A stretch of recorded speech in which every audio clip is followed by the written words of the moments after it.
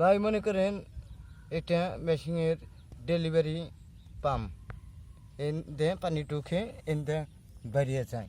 আর এই যে এটা দেখতেছেন না নিফিল, এই নিফিল দিয়ে পানি ঢুকে আর এটাতে বের হয়।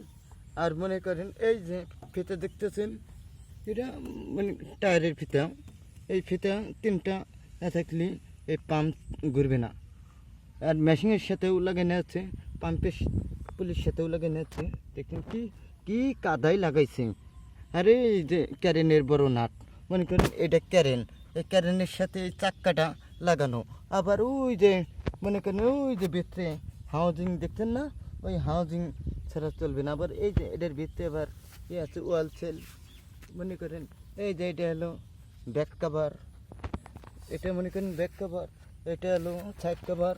এই যে আবার মোবিলের কাঠি আছে, তারপরে আবার এই যে পাওয়ার পাওয়ার কমান যায় বাড়ান যায়। আবার এই যে মনে করেন হ্যান্ডেল স্টার্ট, এই যে আবার তেলের লাইন আছে, বেঞ্জু, তারপরে এই যে পিলামচের বডি, তারপরে এই যে নজল বডি, এই যে এয়ার ক্যালেন, তারপরে এই যে টুপি, কম্পিউটার টুপি, কম্পিউটার টুপি, কম্পিউটার টুপি মনে করেন এই যে সেই খেলা খেলছে।